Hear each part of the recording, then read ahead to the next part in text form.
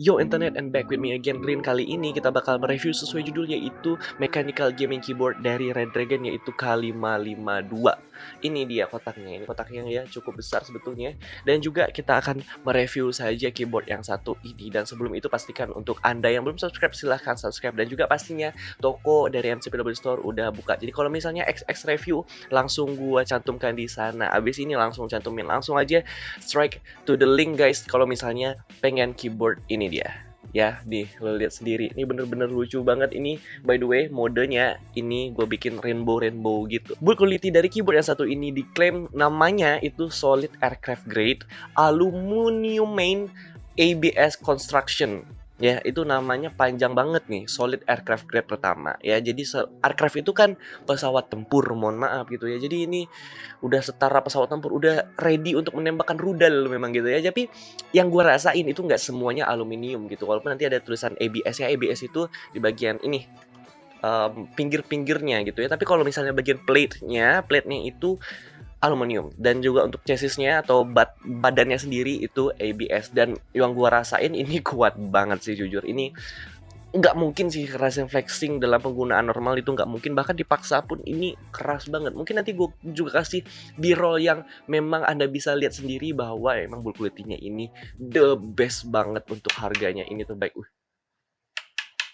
Keras banget ya, tuh padet, ini build quality-nya nggak ada lawan, bener-bener mantep banget. Variannya sendiri ini ada dua macam atau dua warna, yaitu hitam dan putih. Jadi ini ya hitam dan putih warna keseluruhannya. Tapi ya kali ini gue mereview warna putih, dan warna putih ya lebih bagus aja gitu. Walaupun memang tidak sekalem atau secowok atau selaki itu kalau misalnya warna putih, tapi ya RGB-nya kelihatan banget. Dan ini balik lagi ke elu sih.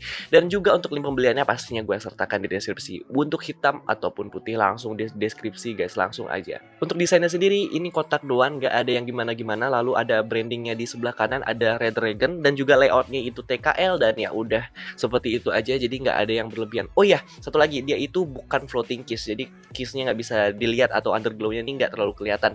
Tapi juga pastinya ini ya mau nambahkan keamanan juga. Kalau dia nggak floating case, otomatis dia ada pagernya gitu, nggak langsung kena kalau kejedot, nggak langsung kena ke keycaps-nya. Untuk perkabelannya sendiri, di bagian kabel manajemen ini berada pas di tengahnya dan juga tidak bisa diatur. Lalu untuk kabelnya sendiri ini belum di sleeve ataupun belum di braided, belum dilapisin gitu. Tapi jujur kabelnya ini itu lebih padat atau bisa dibilang lebih tebal dari kabel keyboard yang biasanya.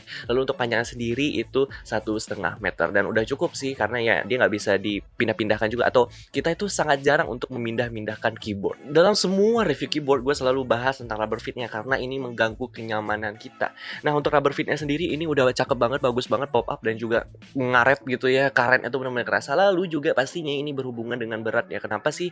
Karena ya again, tekanan ke bawahnya ditarik sama gravitasi, otomatis kalau misalnya makin berat semakin susah digesernya, dan beratnya sendiri itu berada di 850.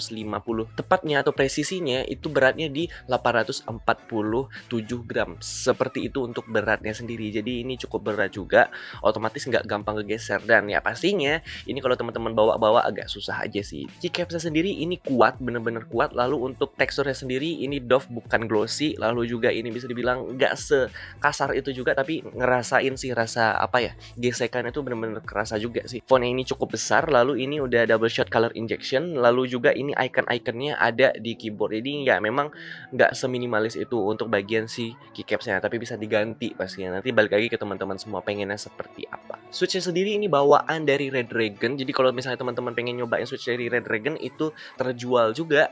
Dan pastinya kalau misalnya teman-teman semua seperti apa sih feel-nya, untuk spesifikasinya mungkin gue bakal sampein mungkin di layar gitu ya. Tapi sebetulnya sih untuk sampai sekarang gue masih nyari-nyari, belum ketemu. Nanti kalau udah ketemu gue bakal tampilin di layar. Untuk force dan segala macamnya, tekanan seperti apa, ini seperti Otemu Blue gitu ya. Jadi nggak terlalu keras juga gitu, enak lah. Lalu untuk kliknya cukup kerasa, bahkan sampai di mic mungkin. Lalu juga untuk typing test, rattle, wobble, teman-teman semua bisa dengerin yang satu ini.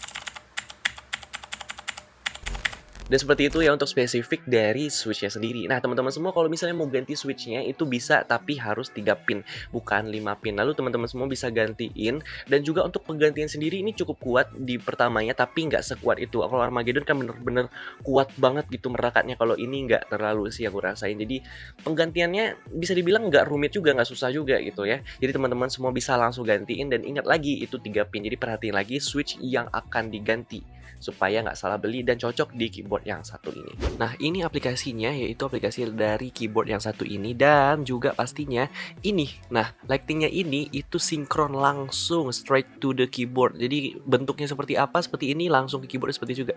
Dia juga ini nggak ada delay, benar-benar nggak ada delay.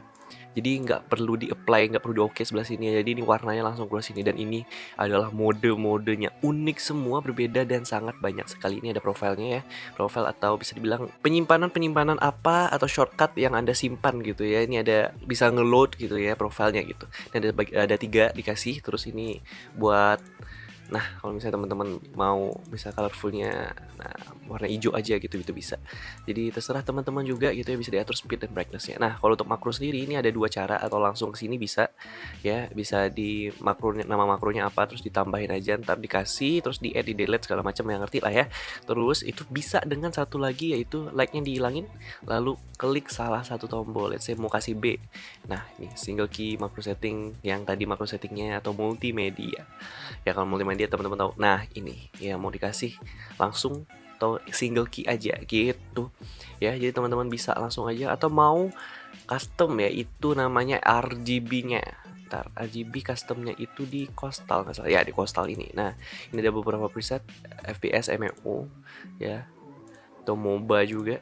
Ini MOBA ya, jadi ini yang hidup yang ini doang. Nah, teman-teman bisa teman-teman semua bisa aja langsung ke customize ya. Ini kan kosong. Nah, ini ambil tools.